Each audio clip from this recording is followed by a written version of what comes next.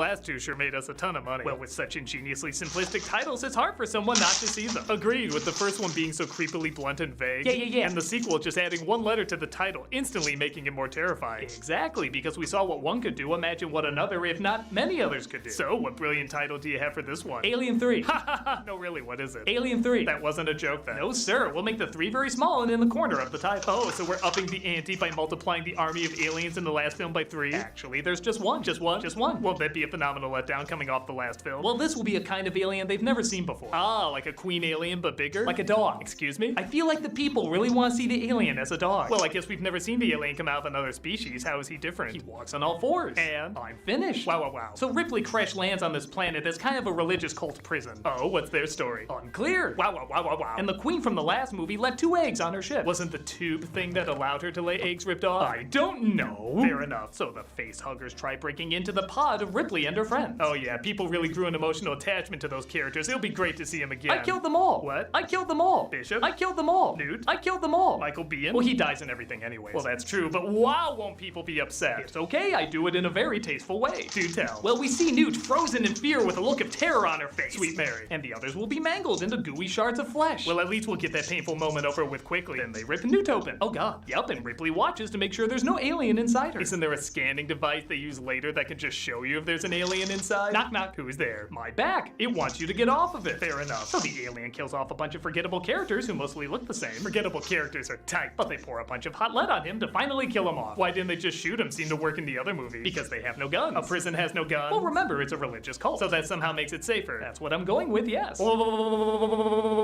Wow. But then they discover Ripley has an alien inside her too. Oh no. Oh yes. They're gonna have to think super creatively about how to get it out of her. Actually, it'll be incredibly simple. Hardly an obstacle to overcome. Proceed. She just kills herself. That's it? She just kills herself? Well, Terminator 2 did recently, and that was a big hit, so I'm gonna do exactly that. Doesn't this make the previous movies completely pointless though? Well, where the other 2 films were about survival, this one's about how everything sucks and screws you over in the end. Ah, like what we're clearly doing to the audience. Yeah. Sounds like a winner. You know, this conversation sounds eerily similar to those pitch meetings they do on Screen Rant. Agreed. Afraid we're ripping them off? No, I think it's an homage if we just acknowledge we're ripping them off. We'll just put a link here. Ish. Those videos are pretty funny. I'm insanely jealous of Ryan George's writing. So anyway, it sounds like we're at least bringing the Alien movies to a close. Oh yeah, killing off the main character mixed with the reactions we'll get from this, it'd be insane to keep these films going.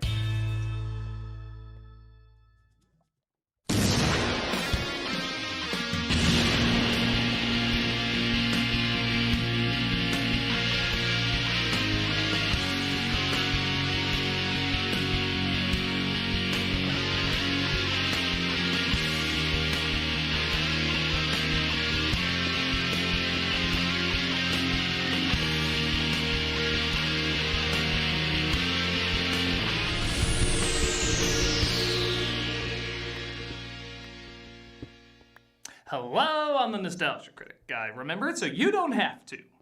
Alien changed the way we look at sci-fi horror. While there were certainly mature sci-fi horror films before it, they often had kind of a corny vibe, and most of them, not unfoundedly so, focused more on ideas rather than the monster. The ones that focused on the monster were usually over-the-top B-movies. You like jazz? No! Alien both focused on the monster and didn't focus on it, keeping it in the shadows and having the way it procreates be as terrifying as the monster itself. It was slow, patient, dripping with atmosphere, and above all, scary. Aliens was more than a worthy follow-up.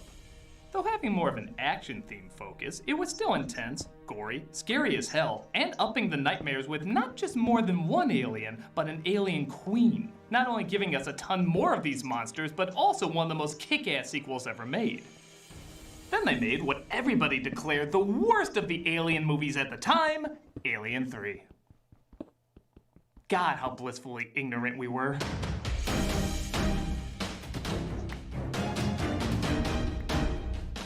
Alien 3 was by far the biggest risk the Alien movies had ever taken.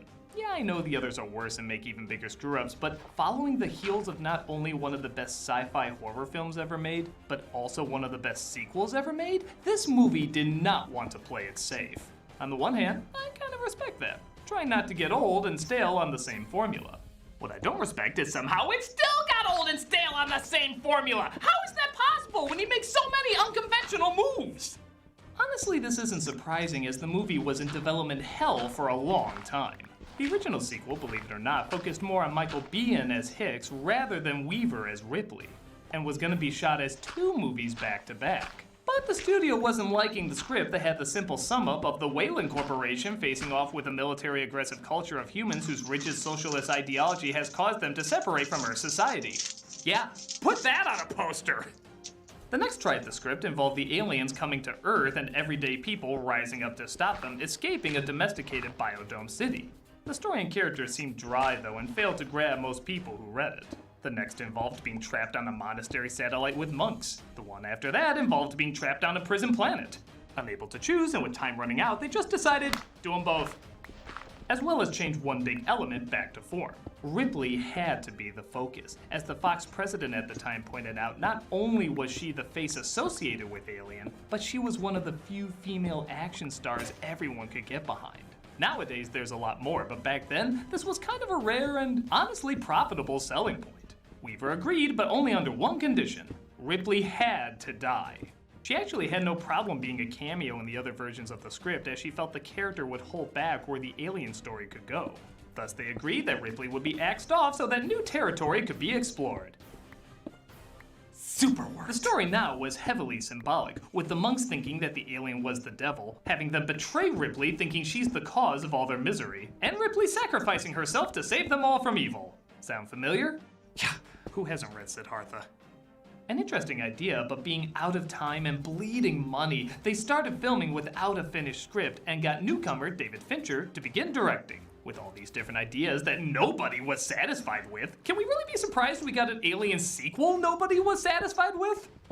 Well, let's take a look and see what the damage is. This is, I think everyone would agree, the unfinished Alien 3. You know a film's in trouble when even the Fox logo seems confused about what it's supposed to be.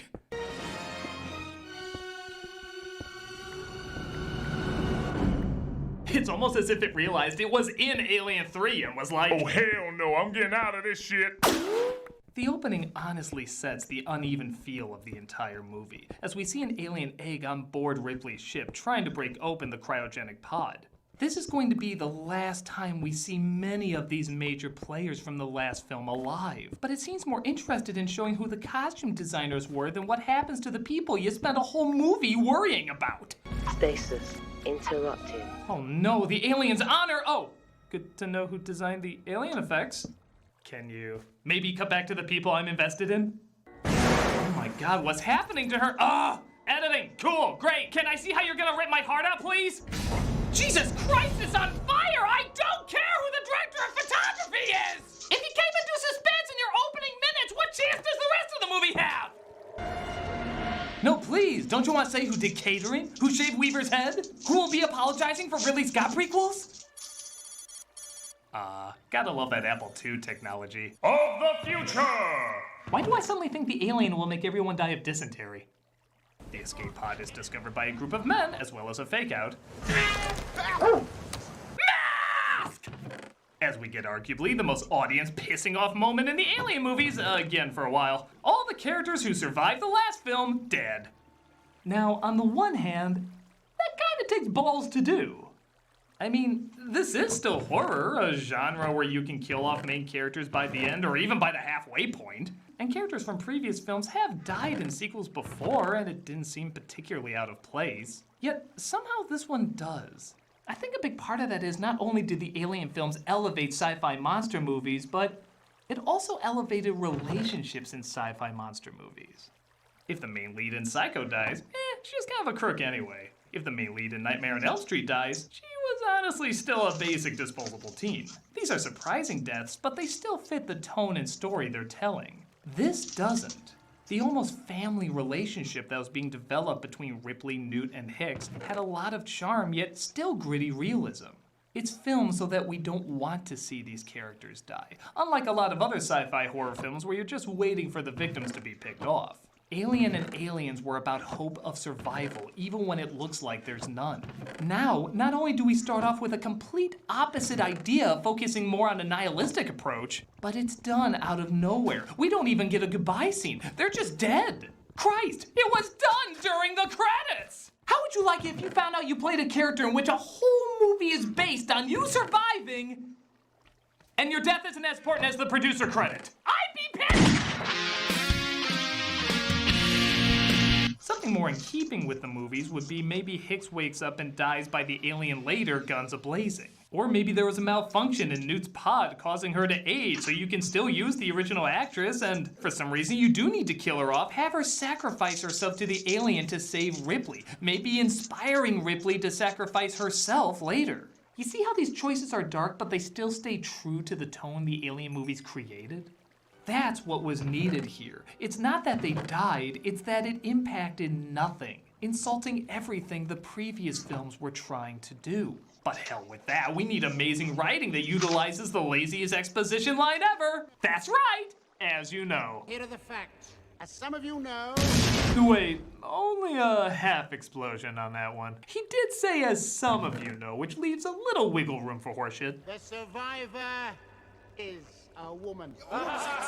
So the setup is confusing, to say the least. Apparently this is a prison, but it's also a heavily religious prison, where they're celibate, there's no weapons, and the prisoners and guards see absolutely no problem with this. This is a maximum security prison, and you have no weapons. We're on the honor system. Yeah, that was said as a legitimate line in an Alien movie. An entire prison is on the honor system. If you're in prison, you can't be trusted with the honor system. It's why you're in prison. Do they really think this is how jails in the future are going to work? Now, Harry, I want you to be kind to your new cellmate and don't kill him like you've killed dozens of people in the past. Okay, You killed him, didn't you? I did. Well, here is a beautiful woman to take his place. Do not have relations with her. You had relations with this woman, didn't you? I did. Well, feel free to roam around the prison, just don't do anything destructive. You did all those things I said, didn't you? I did. This prison sucks. So Ripley's woken up by a doctor named Clemens, played by Charles Dance. My name's Clemens. When you're on my watch, it's Clementine. Been working on that one for a while. We're very bored here. You know, maybe one of the reasons this world is so difficult to understand is everybody mumble whispers.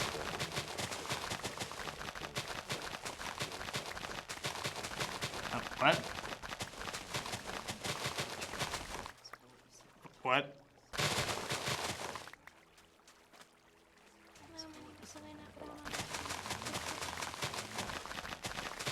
And that goes on too because they've moved my head 4 times.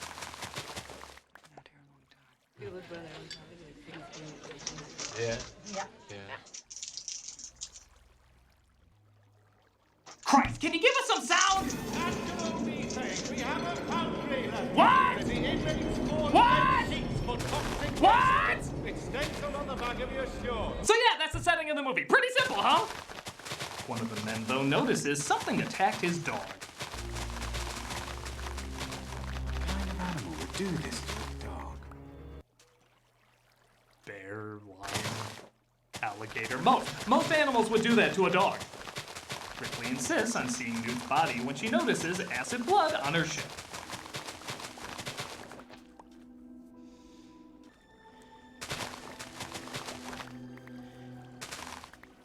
I don't know what's going on, but you should really get her away from that corpse. Hi, I'm Newt. I'm still alive, and you saved me, Ripley. What? Get her away! Well, that was certainly rough to get through, but at least the worst is behind us. You have to see inside of her. Sweet with creamy Jesus.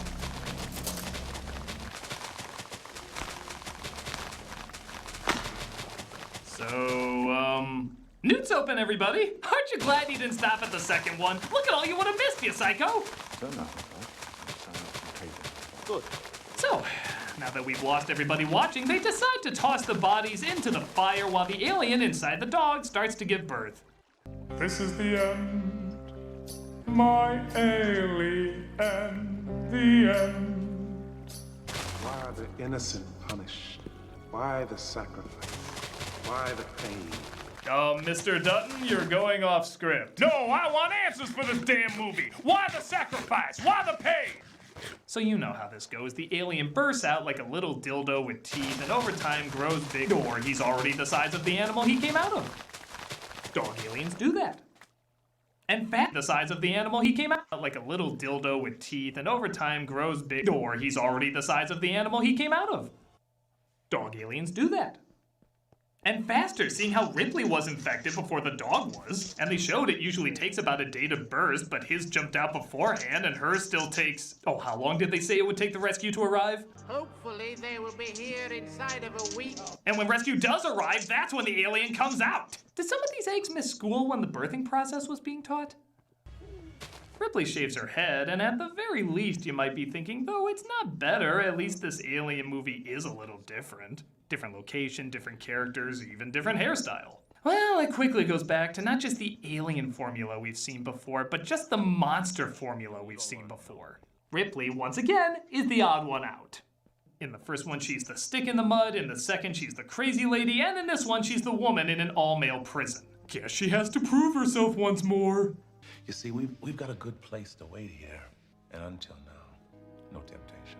Again, not to bring back old wounds, but how cool would it be if Newt was there? Again, you could say the pod was broken, so she's older, but she's been asleep through the aging process. So not only does she learn from Ripley how to grow up, but Ripley has somebody to talk to and maybe pass the alien ass-kicking torch to if something happened to her. Also, a kid is trapped in a prison. That ups the tension so much more. It's such a missed opportunity to do something different while still keeping true to the alien spirit. But nope, Ripley's just an outcast again, and instead of a person we got to know getting killed off first like in the other movies, it's just some asshole we've never seen, like in every other film. Oh no, not some asshole! Prepare to meet your biggest fan! I'll be here all night because I'm gonna kill you all. Dylan and the rest embraced religion. So, seeing how the religion seems to be taken so seriously by the prisoners, it probably makes sense to really dive into how it works. What kind of religion? Some sort of apocalyptic, millenarian, Christian fundamentalist. Right. Hope you enjoyed that. The world building in this is about as steady as an elephant on a beach ball. Except if he fell, he wouldn't go out with a roar, he'd go out with a whisper. What? Hey, my practically adopted daughter just died. Want a bone? I really appreciate your affection. Well, thank God this isn't a generic bad horror film, or else they'd both be marked for death. Oh, wait. We've had an accident. One of the prisoners has been diced. I have to go. Oh, like all men. Wham, bam, thank you, prisoner who's been diced. Who was it? Murphy. How do you know? That's his boot. I know all prisoners' boots. Don't judge. I'm trying to get help. Ripley fears the worst as she investigates her ship, while Clemens has a talk with the superintendent. I hear they're having steamed hams. How would you like me to explain your sordid history to your newfound friend? Now sit the hell down. Here, have a cup of hot Murphy. It's made with fresh eye of newt. Ripley then gets the idea to go looking for what's left of Bishop. Raise your hand if you know this movie's gonna bomb. Whoa, the Alita sequel does not look promising. Hey, what's the downside of having prisoners roam free again? I know I want rock music playing while horrific gangbang is about to happen. One of the prisoners named Dylan saves her as Ripley gets at least one good punch in. I mean, it was several feet away, but it was still a good punch. Hey look, 3 guys alone who we also don't know. I'm sure they'll be fine. What the hell is going on with the candles? For the wind, one in the van.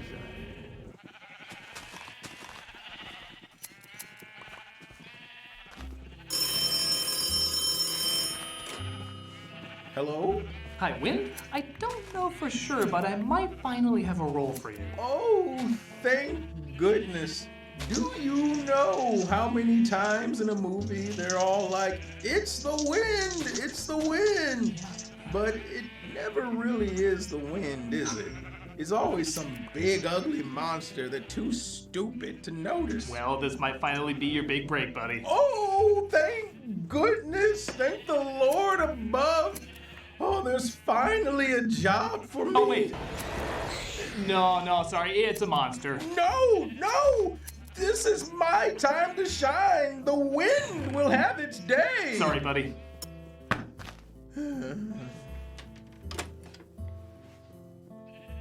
I guess it's just you and me again, Area 51 weather balloon. No one ever believes it's me. The alien Gallagher's their heads as Ripley figures out how to hotwire Bishop. This isn't Silicon Heaven. I have to admit, the effect on Bishop is pretty damn impressive, even by today. It really took me a while to figure out this was an animatronic and not a person. And even when you do figure it out, it kind of makes sense. It's a broken robot. It would move like an animatronic.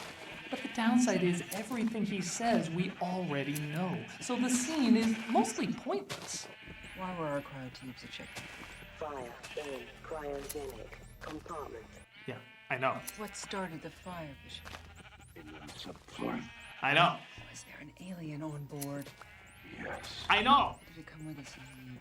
It was with us all the way. I know! I know. I got the concept. She does figure out that the Wayland industry is aware and they're probably coming for it. Here's a great edit. It's the, did I get a shot of the lens cap? Oh, who cares? We advent calendar Newt's body. Everyone's gonna hate us anyway, edit. Isn't there any way off of this place? No. I'm sending somebody to pick you up quite soon. What? They're just now telling her this? Oh yeah, you're stuck in a plant where a bunch of guys tried to force themselves on you. Oh, by the way, you didn't want to know if there was a way out of here, did ya? Well, I was gonna wait and tell you until after you left, but... And because this film likes to kill the only likable people in the series. At least let me die on the shitter being crossbowed by a dwarf. It's more dignified. It's cool, baby. Just get this shot for the trailer. And we're good. Let me know how Joss Whedon makes the next one even worse. Ripley tries to warn everyone, but they find out themselves okay. Fuck! Ripley and the Doctor were like the only characters I remember in this film! What's our names again?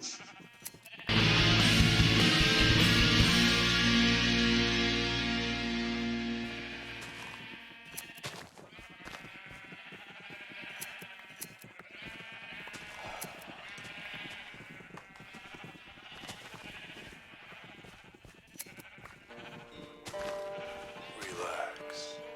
Breathe in, breathe out. Imagine yourself on a beach and think of stamps. Wonderful, beautiful stamps. Stamps you can get at Stamps.com! Don't hang and look. That's business, you money muffin. This Where? little. You can any here for a tea. Stitch meter! Stamps. You were digit phone at the time. Nausea for a 4-week check. Saturday trend June 20. Don't bet description. Also, don't forget to check out intense given their last encounter. Or it's never mentioned. You take charge. I'm not the officer type. The group wants Dylan to be the leader, but he's not interested. So he suggests Ripley. Hey, sister, what about you? You an officer. How about showing us a little leadership? It's gonna take Fincher 3 more years to figure out what he's doing. We need a real leader. I haven't seen one exactly like this before. Oh, I hate moving differently. The others were afraid of fire. So they plan to trap it in the toxic waste disposal, displayed here like the entrance to a haunted roller coaster. But not everyone believes in Ripley, especially those who just a second ago believed in Ripley. Why should we put our ass on the line for you? Oh, maybe because literally 5 minutes ago you were suggesting that? How about showing us a little leadership? Why should we put our ass on the line for you? What's that, Mother? Yeah, she does look like one of our stuffed birds. People reaching for things in horror films always live, right?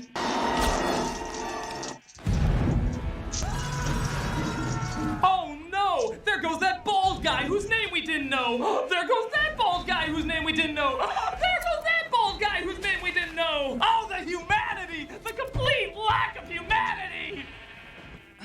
Ripley partakes in yet another tired horror film cliche. If you cough even once, oh, bitch, you did. Congratulations, it's an it. What does it look like?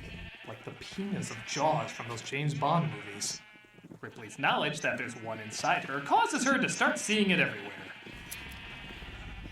Oh, yeah, a pipe will kill me. That's the classic story, isn't it? Giant alien killed by metal pipe. Play a video game! The real alien approaches, though, and they care so little about what happens to her, they don't even show her running away. Isn't that like half of what a horror film is, running away from the threat?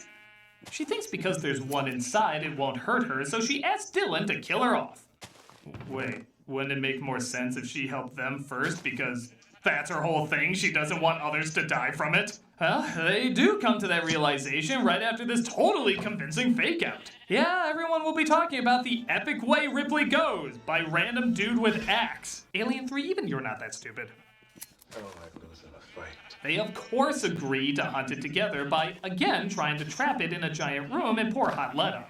Special effects budget slash in 3, 2. Oh, that's unfortunate. Now you might be wondering, how can this look so bad when the aliens from the other movies look so good? Well, I guess the idea was they were using blue screen keying so that the puppeteer could make it move more animal-like. If it was done today, a computer could blend the lines in a lot better and also color correct, but as is, it looks like someone starved the stop-motion Zool dogs and gave them vodka instead of water.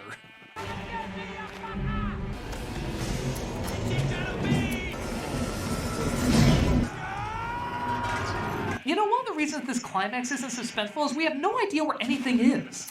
Granted, in the original, the people couldn't always make out where they were, but it was from their point of view, so that made it scary. Here, it's mostly from the alien's point of view. So if we don't know where he is, we really don't care. Is the alien close to being caught? Is he supposed to go down this way? The place is a maze, so any fear of where he is or isn't supposed to be is completely lost. You could literally show them anywhere, and it wouldn't matter. Is the alien behind you? Yeah, where do I go? Take a right. Okay, now where? Left. Okay, now where? Another left. Okay, now where? Right. Congratulations! You made it! Oh, again like that. Ow! They finally lure him into position when the obviously doomed person stays behind to be a sacrifice. I'm of course talking about Dylan.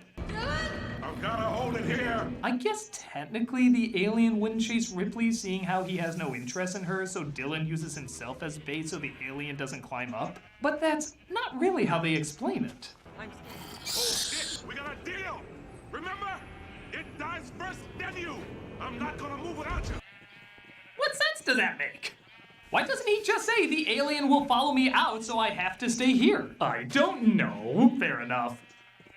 He gets eaten up as the lead is finally poured on the alien. But oh no, lead just makes him stronger. The sprinklers are dropped on him though, apparently blowing him to smithereens. I need a vacation. But Wayland shows up, played also by Lance Hendrickson, who's apparently too rich to wear a hazmat suit. The company sent me here to show your friendly face, to demonstrate how important you are to us. They'll also kinda send me in the past in a parallel universe. Who knows anymore with these movies? Ripley knows they won't destroy the alien inside her, even though they say they can take it out, letting her live. So she decides to take matters into her own hands. Or rather, T2's hands, but everybody's made that joke. They shoot the guy controlling the rig and, I guess, ran out of bullets because they never try again, and Ripley launches herself into the orange abyss. Hey there, you got a movie for me? A worst mother ever!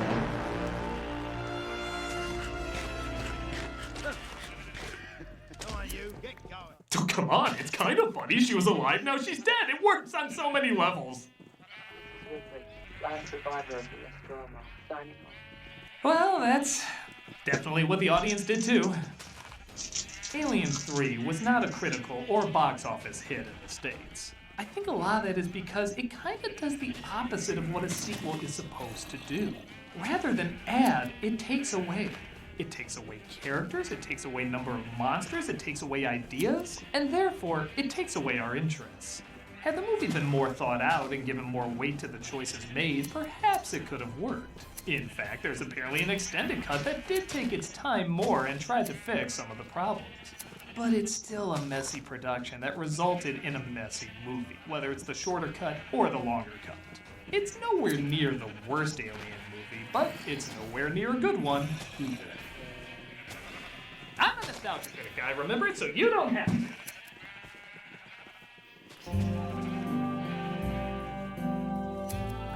Be strong, man. Be strong.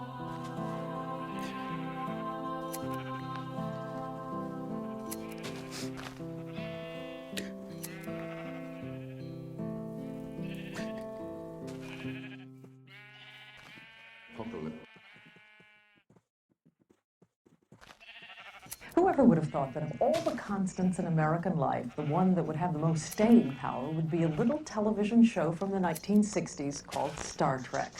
The show was even a bigger hit in reruns than it was the first time out. And now the sequel, Star Trek The Next Generation, is entering its 4th season. So we thought we'd ask DeForest Kelley, the actor who played Dr. Leonard McCoy in the original series, and by the way, who's now 70, to work with us to help us explore this phenomenon. Stand by for a tour of Star Trek and ourselves, then and now.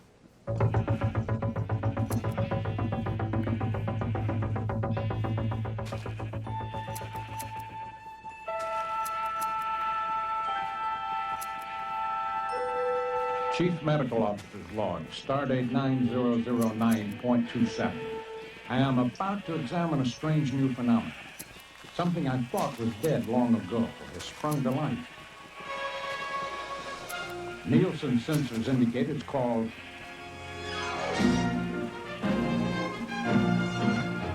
Star Trek The Next Generation is set in the 24th century, 85 years after the original series, with a new Enterprise, a new crew, and new adventures. This is Captain Jean-Luc Picard of the Federation vessel Enterprise. The story of Star Trek's return to weekly television sounds like, well, like science fiction. Mr. Spock, out for the landing party. When the program the networks didn't want ended up in reruns, it suddenly became a big hit. I was as surprised as anyone. Eventually, Paramount turned to Star Trek's creator. Once again. I wondered about doing a new one, particularly when the fans first wrote in and say, if it doesn't have Kirk and Spock, it doesn't have me. But when Gene created Star Trek The Next Generation, he made sure it had the same optimistic outlook as the first series. Remember in 1966, at the height of Cold War tension, Star Trek showed us a hopeful future in which Asians, Soviets, Americans, and even a coldly logical alien all work together. And that object on the screen? In the crew of Star Trek The Next Generation, a Klingon, a villain on the original show, serves on the bridge. A teenager steers the ship. A special eye band enables the blind man to see. Yeah, we got just 2 hours to figure this thing out. And that's a truth. You are part of this thing. That you do matter, you do count for something. You do have value. If that sounds a little out of this world, let me tell you about one young black girl who grew up in very rough times. One of her role models and inspiration was Lieutenant Hood, proof to her that a black woman could do anything. That girl grew up to be Whoopi Goldberg, and last year, she asked for a recurring role in the new series, perhaps to inspire yet another generation. Certainly the new show enjoys more creative freedom than we had. In my day, some things were as forbidden as crossing the neutral zone. This is how the original show suggested a romantic interlude. On The Next Generation, it doesn't take that much imagination. In fact, there's a holiday where crew members can experience any pleasures that they can imagine. Now realize. And really, you needn't to be. Now there's a whole new meaning to close quarters aboard the Enterprise. When I worked on the original Star Trek, each episode cost less than $200,000. Each episode of The Next Generation cost 8 times. Well, with bigger budgets come more sophisticated special effects. Energize.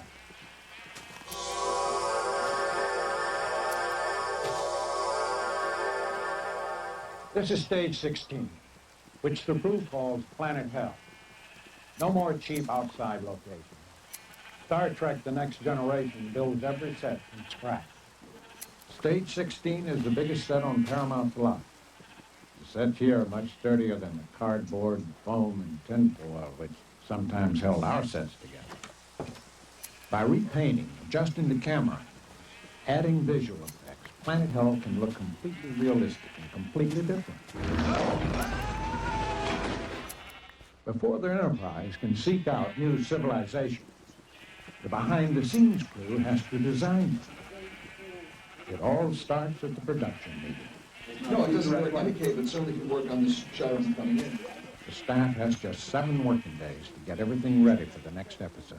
Our props all have to be designed and built. Our costumes all have to be designed and built. There's no research to look into to find out what people are wearing in the 24th century on a certain planet. In wardrobe, when the script called for lots of aliens, they've had to stitch until sunrise. At least most Klingons can buy off the rack. In the makeup trailer, they've come a long way from just adding 20 years. Let's take a look at it in warp speed.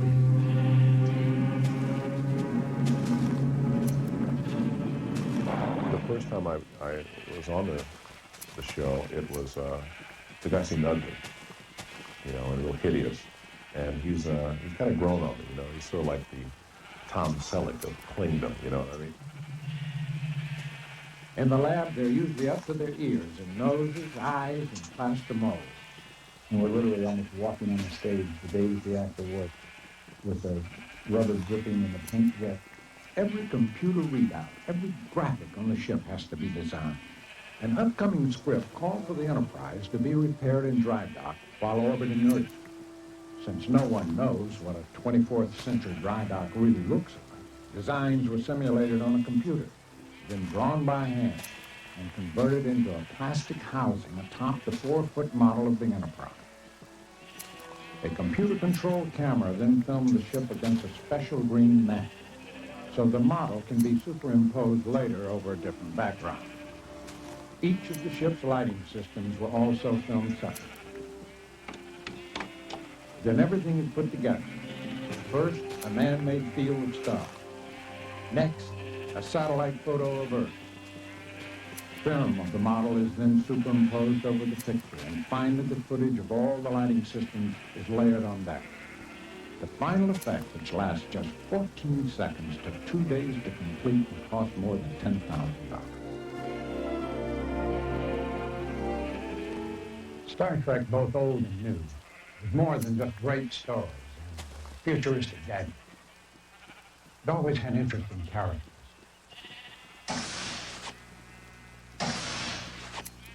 Now, my character, Dr. Linda McCoy, is supposed to be abrasive. Destination. And impatient with mechanical devices. Destination. And I'm not really that way at all. Destination. Blast it!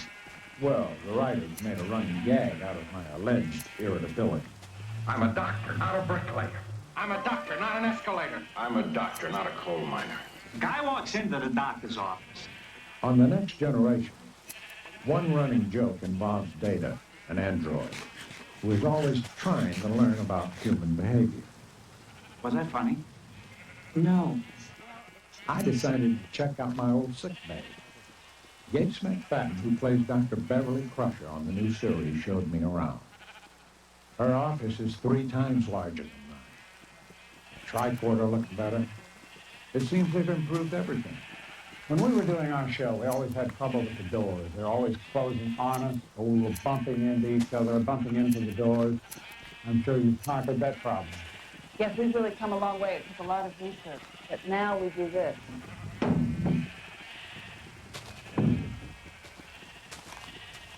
I'll do that. Other thing that hasn't improved is the pace of doing Star Trek. In fact, it's gotten slower. Action. Working 12, 15 hours a day, 10 months a year, the cast struggles to get 6 minutes of an episode done each day. Still, at that rate, the number of Next Generation episodes will actually surpass the originals in just 2 more weeks. Now, you may be asking yourself what I'm offering. Which show is better, the old or the new? Well, You might as well ask me if Matisse is better than Rembrandt, or if Da Vinci is more inventive than Edison, or the women of Light of Nine more beautiful than the women of Power 4. To me, each series stands on its own. Each captures the visions and dreams of its day. Almost 25 years after its maiden voyage, there's just no telling how far an enterprising idea will go.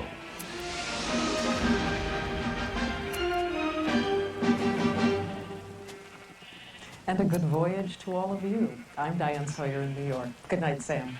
Good night, Diane. I'm Sam Donaldson in Washington. Join us again next Thursday for another edition of Primetime Live. Hi.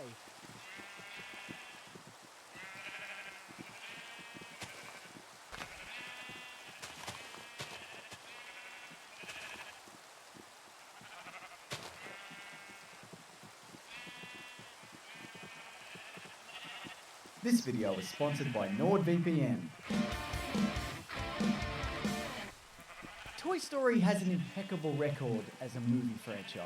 Does there even exist another series that has made 4 excellent films in a row? I mean Shrek, if you don't count the last 2, and The Lord of the Rings, if you compress the Hobbit trilogy into one film, but it's a good film. Or what about The Matrix? You know, if its sequels were as good as the first, and there was also an extra sequel. But the Toy Story franchise very nearly took a different direction in the mid-2000s, which means that this video is about the story of the Toy Story story that never became a story. And by story, I mean movie. And could you please leave a like? It helps and it takes no time whatsoever. And if you leave me a like, I promise at the end of this, I will tell you the story of how Toy Story cost me personally $2,000. That is a painfully real thing that happened. I'll come back to it later.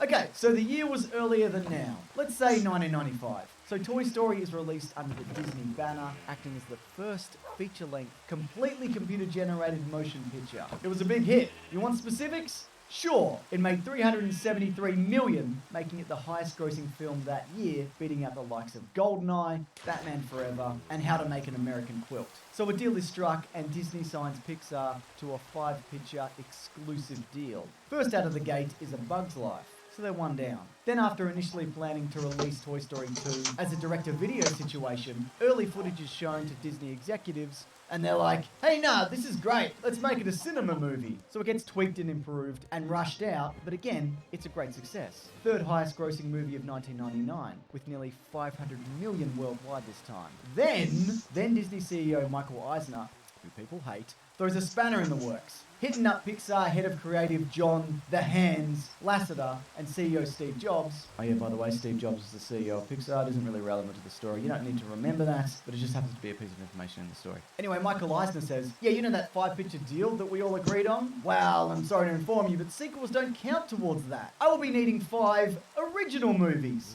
non-sequels. But hey, thanks for the freebie, I appreciate it. So things sour, and years pass. Movies were released. And whilst Pixar was flying high with the likes of Monsters, Inc., Finding Nemo, and The Incredibles, traditional animation was not doing so hot over at regular old Disney Animation. And even with their first forays into 3D animation, you know, with the likes of Dinosaur and Home on the Range, making very little impact. So Pixar are coming up on 5 movies. The deal's nearly done. It was negotiation time. Except they went badly. Steve Jobs was like, listen, our initial deal, it sucks, and we're not interested in entering anything even remotely similar to what we've had. So Eisner thought, well, you know what, we own the rights to all of these Pixar films, which means any and all characters and any and all sequels. And I believe we are more than able to churn out additional films, and the general public will be none the wiser that Pixar aren't involved. So in 2005, Circle 7 Animation was born, whose goal was to make one Pixar-free Pixar sequel every year for the foreseeable future, with a budget of $100 million for each release. And the first up was the Pixar-free Toy Story 3, which was slated for release in the spring of 2008. Now, the Circle 7 Toy Story 3 bears some resemblance to the 2010 version, but it largely tells an entirely different tale. A tale that was to be directed by Bradley Raymond, who previously helmed a bunch of direct-to-video Disney sequels. 40-plus screenwriters pitched ideas, one of which being a mysterious tale revolving around toys disappearing into Andy's grandma's attic.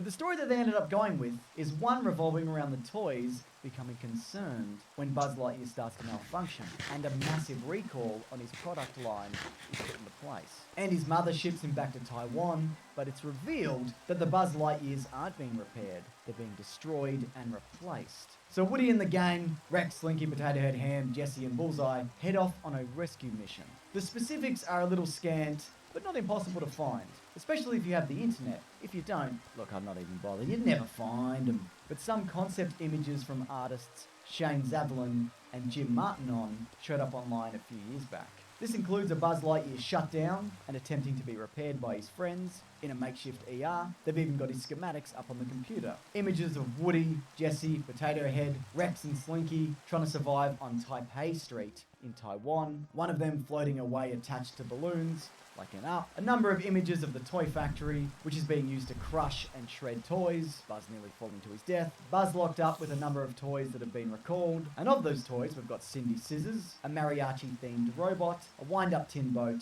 Apology Bear, a Care Bear-styled soft toy with a faulty voice box, a mini RC, a tin donkey, a tin space robot, and Handy Hands, a plush toy slash Swiss Army knife. So yeah, all of these toys were basically deemed defective or dangerous, but they're all designed by a human called Mr. Kagoi. Also there's the inclusion of this new character in Dax. There's a number of looks for this guy, including one where he's some kind of Transformer knockoff, but it appears in all incarnations that, like Buzz Lightyear, he's part of Star Command. By the look of him, I'd say he's some kind of superior and a somewhat sinister addition to the cast. I'm guessing. The people at Circle 7, they were rapt to be working on this, as well as Monsters Inc. 2, Lost in Scaradise, and Finding Nemo 2. These movies would go on to eventually get follow-up films, which again, are different incarnations. But at the time, within the industry, people weren't happy about the situation, even going as far to refer to Circle 7 as Pixar.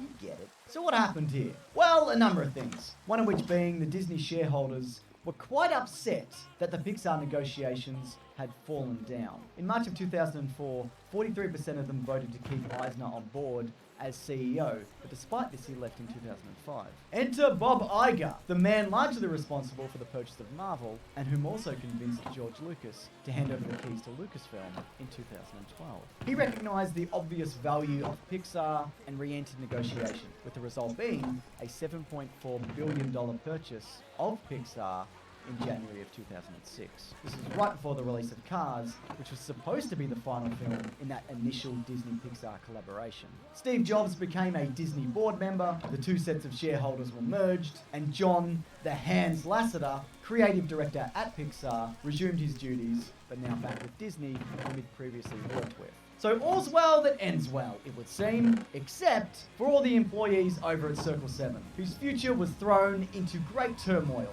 like a fistful of sand being pissed into the wind, as the saying goes. Concluding the purchase by Disney, a number of scenarios were thought to be considered, and none of these meant the death of Circle 7, or so it was thought. According to Bob Hilgenberg and Rob Muir, writers on Toy Story 3, not that one, the thought was that all current sequels in development would continue as planned, and Pixar would send over some of its own people to just add a little bit of that Pixar magic, you know? Part of the deal must have entailed that Pixar would work solely on the project. Or maybe it was just decided by those higher up that giving Pixar full creative control was the way forward. Or whatever the thinking was, Hilgenberg and Muir showed up to their normally lively and bubbly workplace after the buyout, just full of joy and wonder, only to be met with a grim silence. That silence being because none of the Circle 7 employees were there. They later found out from a security guard that was because they'd all been summoned to the main lot for a meeting. So they waited, and as everybody slowly returned, with appearances described as ashen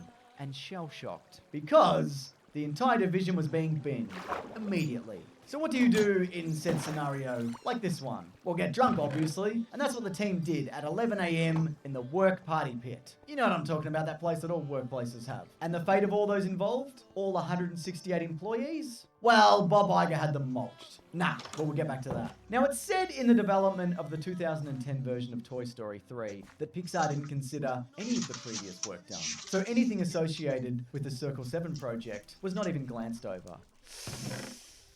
But is that true? I mean, is it? I mean, I know there is such thing as parallel thought, you know, which is the idea that two people come up with the same thought completely independently of each other. You know, like Kimber and Simba. Even though, you know, without parallel thought, there are a lot of years in between. But don't even stress about it, don't even worry. But let me just tell you, there are a lot of parallels going on between both versions of Toy Story 3. Both have toys being imprisoned, both have some similar designs, both have Buzz Lightyear repair and maintenance, and of course the opening sequences, whilst showing different adventures, also demonstrate an imagined representation of Mr. Potato Head doing a crime and then being stopped by Woody, Buzz, and Jessie. Also, at least one idea may have bled over to Toy Story 4, with one character also having a faulty voice box. That being said, even if these ideas were used, or borrowed, or stolen, or whatever you want to call it, Disney own both Pixar and Circle 7. So they have every right to use any and all ideas developed under them. And as for the full script, well, it's in Disney's vault somewhere, never to be released. You know, until someone just releases it online anonymously. The good news is, though, I guess, that of the 168 Circle 7 employees, 136 were absorbed into Walt Disney Animation Studios. And some even got to work on the likes of Bolt, and also good movies without John Travolta voicing a stunt dog. This is stupid. And now when you flash forward to the modern day, there doesn't seem to be any ill will towards those involved working on the other version of Toy Story 3. It's just kind of understood that, you know, that's how the industry goes. There is, though, one theory, backed by an anonymous source, that Disney never intended to make anything with Circle 7, and the whole thing was an elaborate, expensive bluff. The source was quoted as saying, that studio is never going to produce a single frame of finished animation. It's all just set up to get Pixar back to the negotiating table. Now, I can't speak to the validity of this. I think if Disney couldn't have reached some kind of agreement with Pixar, then yeah, Circle 7 was at the very least a solid backup plan. I mean, there's no chance in hell Disney would just walk away from these properties, considering how they kicked off an entirely new animation renaissance. And is it true that they didn't create a single frame of finished animation? Well, that's not entirely accurate. John White, a CG modeler who worked at Circle 7 creating this pre-Pixar Toy Story 3, has a showreel online where we get an early uncolored render of Emperor Zurg, and this test footage of Woody, but using dialogue ripped directly from A League of Their Own.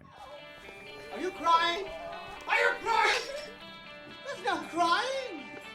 There's no crying in baseball. There's zero chance that this was for the actual movie. But that being said, this is essentially all the animation publicly available as of this moment for Circle 7's Toy Story 3.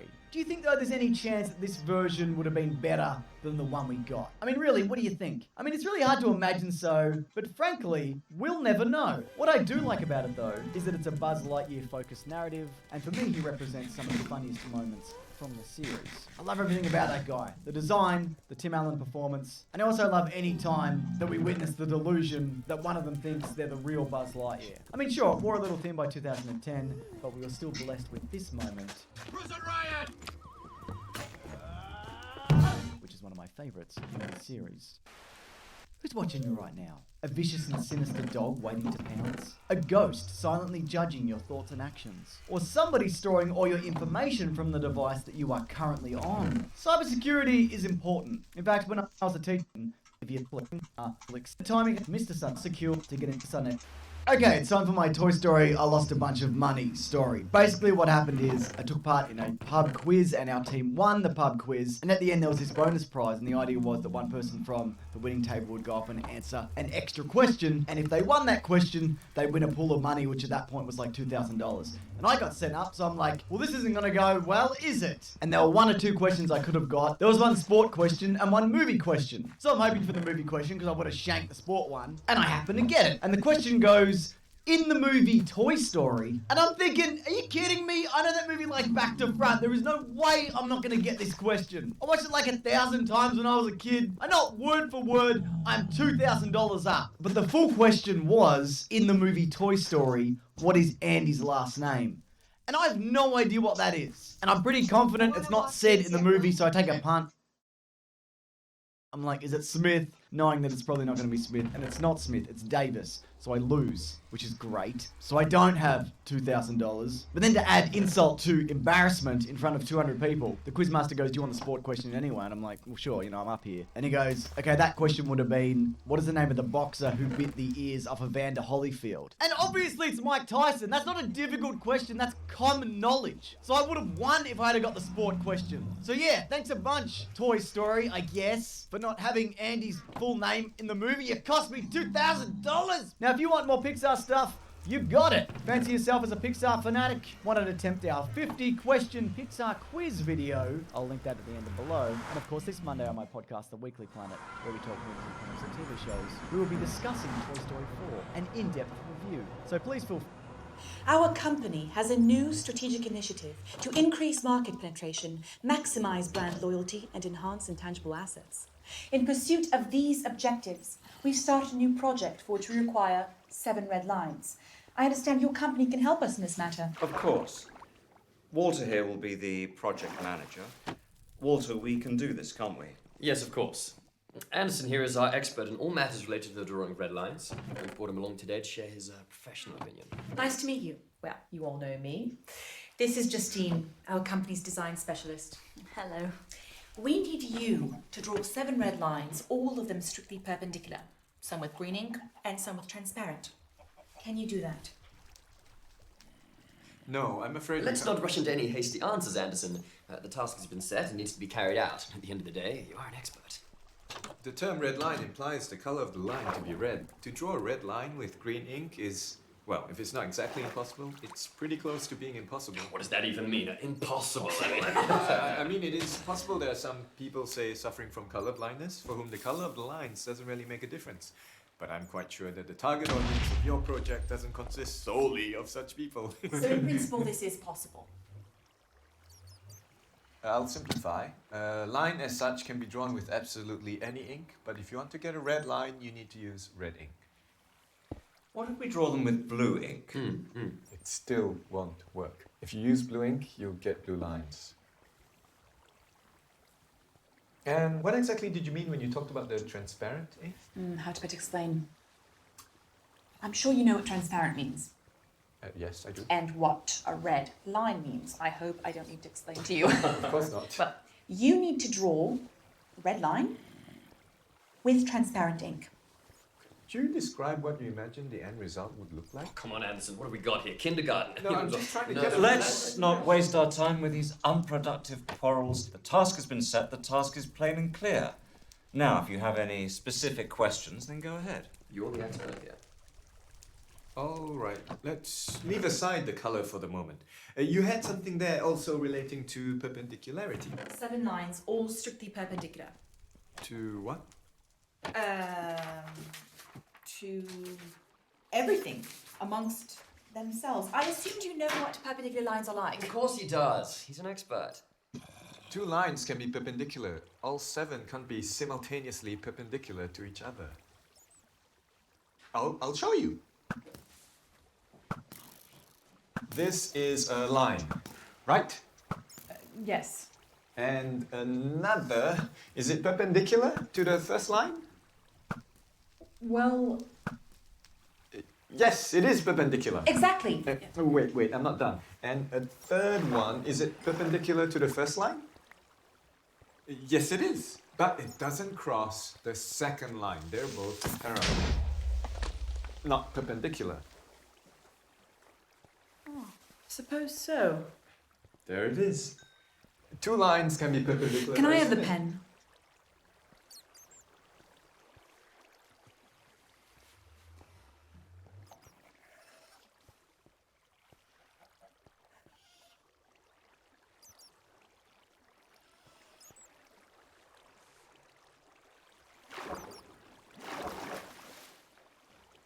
How about this?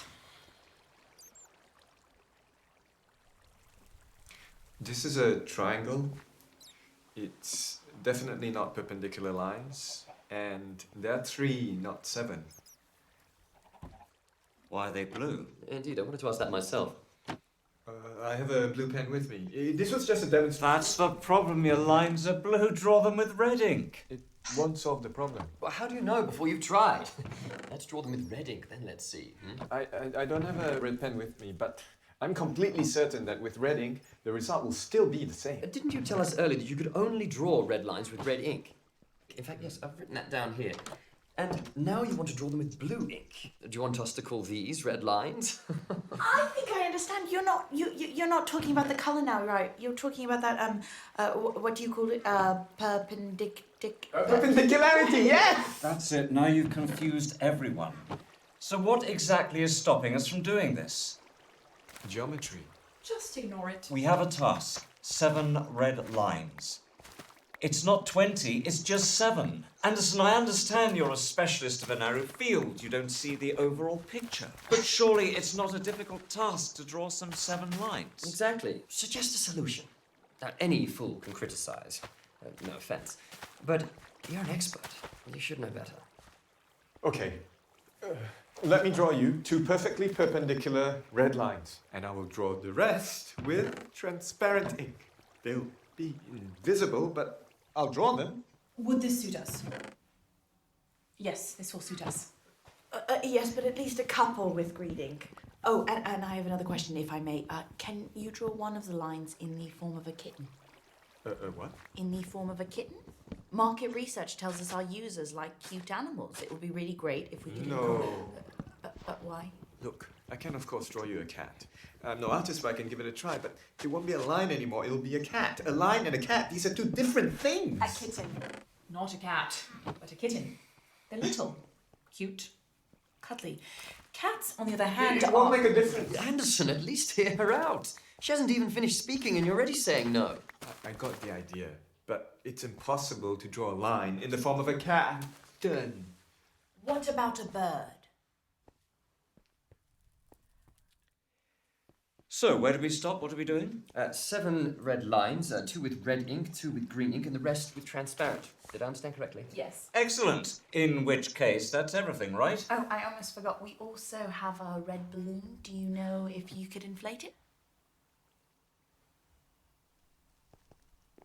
What do I have to do with the balloons? It's Anderson, can you or can you not do this? A simple question. As such, I can, of course, but... Excellent. Organise a business trip.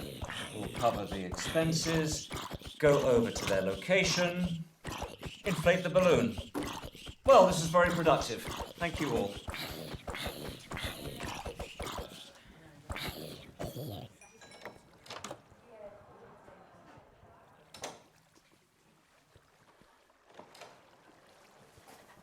Can I ask you one more question, please? When you inflate the balloon, could you do it in the form of a kitten? Of course I can. I can do anything. I can do absolutely anything. I'm an expert.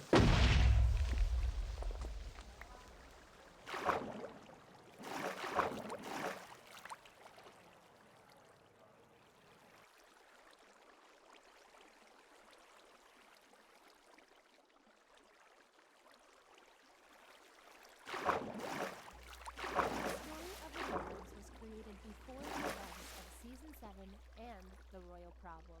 Because of this, Celestia's evil counterpart will be named Nightmare Star. I can't use the elements anymore. When my friends left, so did the elements. She also said something about going back in time and finding myself, but she wouldn't explain what that meant. I found out that I can't live without you. I'm so broken without you all. I want to stay here with you. Well, you say that you will protect yourself, but the question is, who will protect her? And wouldn't it feel great to just let it go?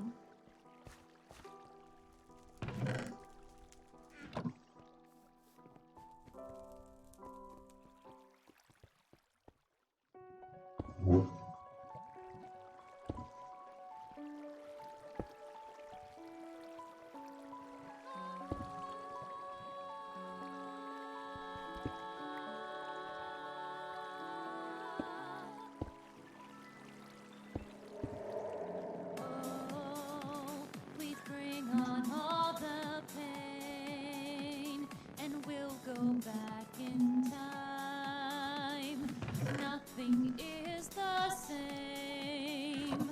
I'm falling slowly, going back and start over, stay behind, keep composed. Our roads are ever changing, still I know that I must go.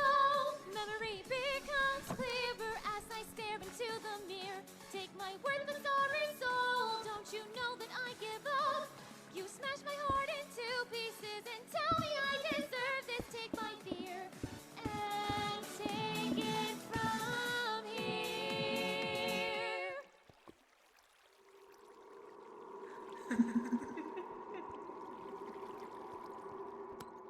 What happened here?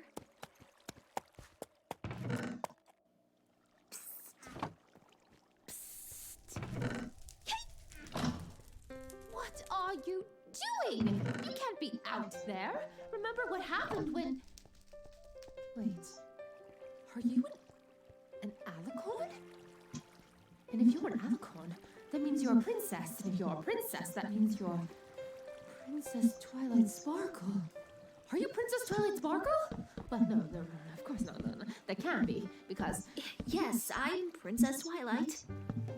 Oh my Celestia. This is terrible. Terrible? Yes, terrible. Oh, sweet star, why did this have to happen to me?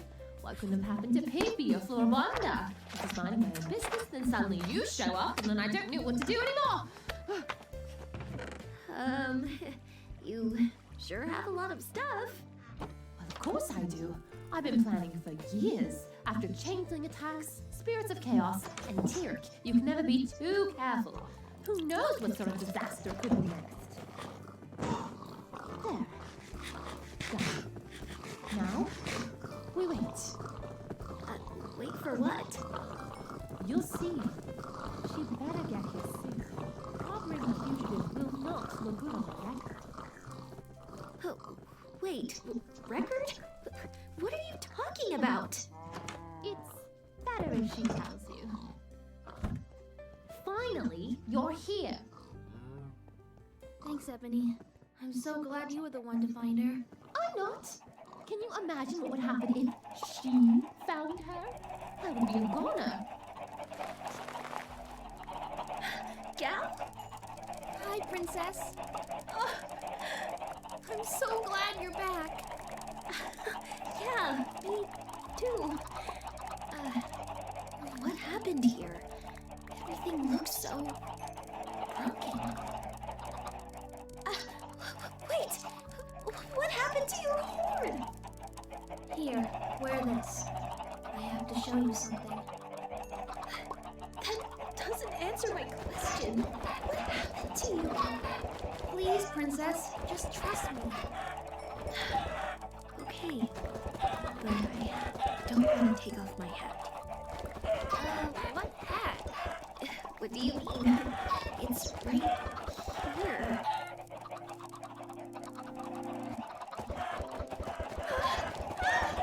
What? It was right here! What happened to it? Princess, please calm down. Where did you get the hat?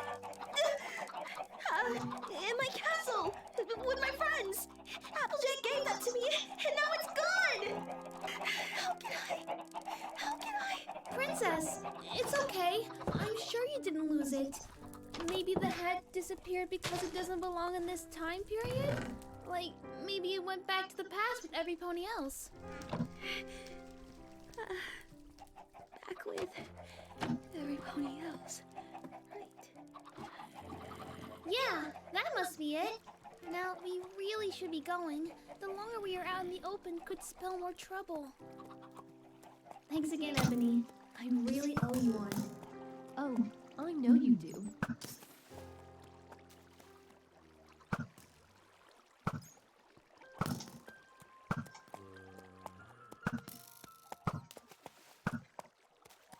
Are you okay, Princess? I know that hat must have meant a lot. I'm sorry. Yeah, Anyways, how do you know that pony? Oh, Ebony?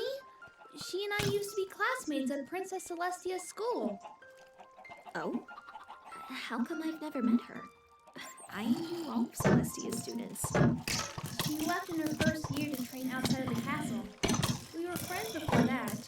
She's a bit of an introvert, but she's always been there for me. So, what happened? Not yet, Princess. I'm sure everyone will want to see you first. Have you always been this cryptic? You'll see what I mean.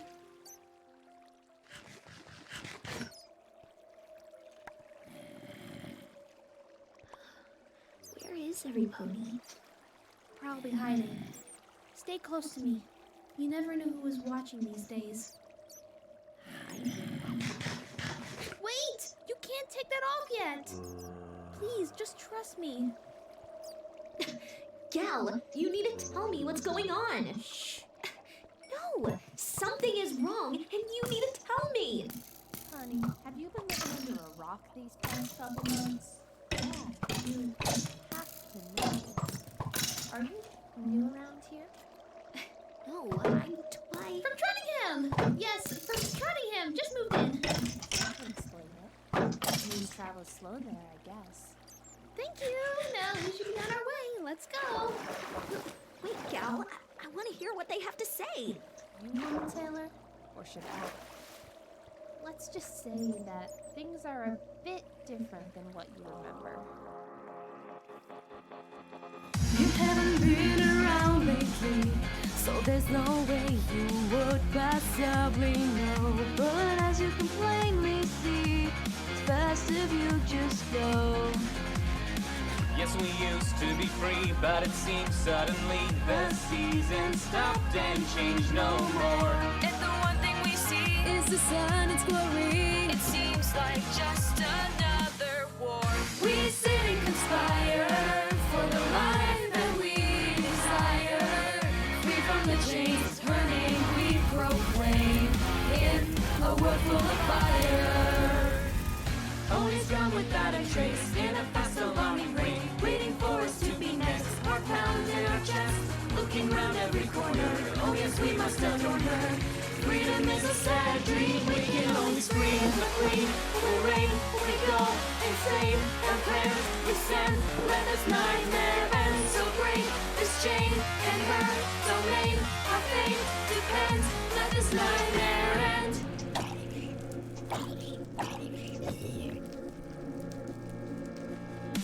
And the only one who would be a match have disappeared, left and gone, yet we still cry out this song. But the rumors of life give us hope in our eyes. Yes, Princess Twilight might have escaped and survived. Oh, please be alive before we have another.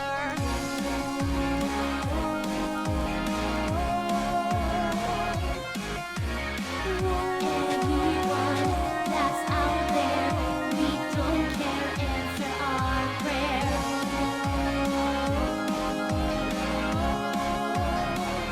You take no more. We're hopeless and helpless. We simply will confess. Another day just fades away. We've tried to scream, But made no sound. Yet even so, we shall not fall. And let her highness have our body and our minds, the only alicorn alive. We sing conspire for the life that we desire. Free from the chains, her name we proclaim in a world full of fire. Ponies gone without a trace in a fast alarming rate, waiting for us to be next. Hearts pounds in our chest, looking round every corner. Oh yes, we must adorn her. Freedom is a sad dream. We can only board up your homes and heart. Don't let her see you fall apart. Princess of friendship, I swear. Be out there somewhere, looking round every corner. Oh yes, we must adorn her. Freedom is a sad dream. We can only scream. The queen will reign. We go insane and prayers yours. You said, let this nightmare end. So break this chain and her domain. Our fate depends. Let this nightmare end.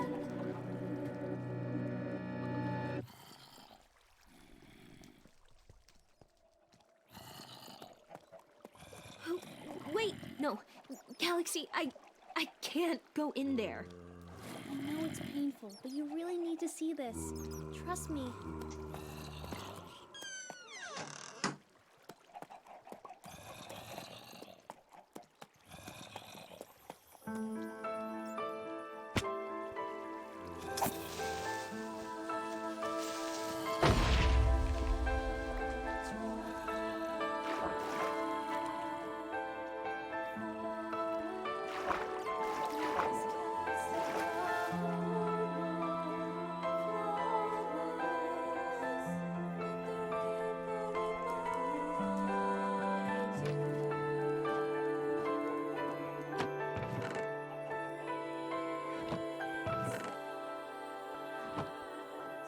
Princess, are you okay? What is it that is so important? Couldn't we have talked about this in Canterlot? If only it was that simple. It's this way.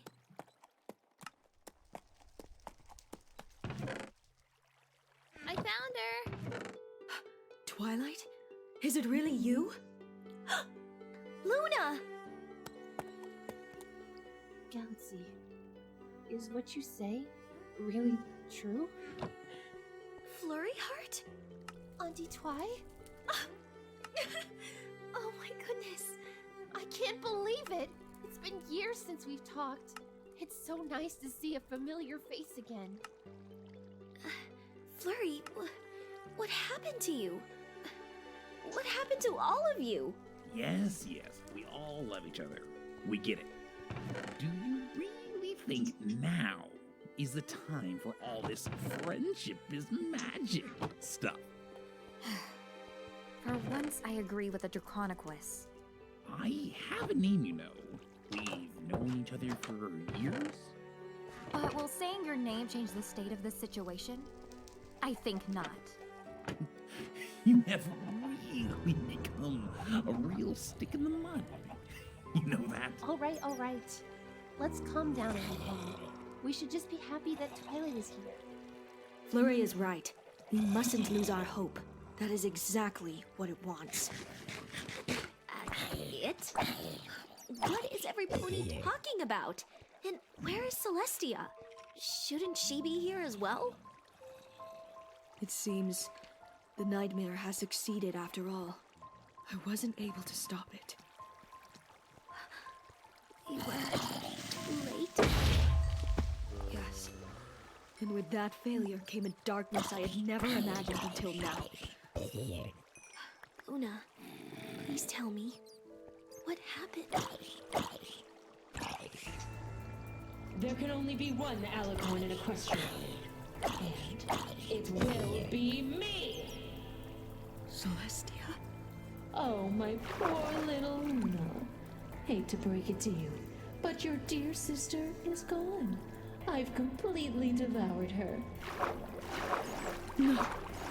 She was weak anyways. I think you will find that this upgrade is a bit more interesting. No! Give her back! Relax, Luna. I can solve this problem with one claw behind my back. Observe.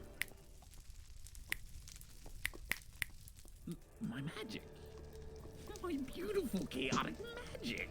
Did you really think I would let a powerful creature of chaos do his magic? I wasn't born yesterday. How dare you? How dare I? I can do whatever I please, as the only standing Alicorn in Equestria. Now, bow before your queen, and I will spare your measly lives.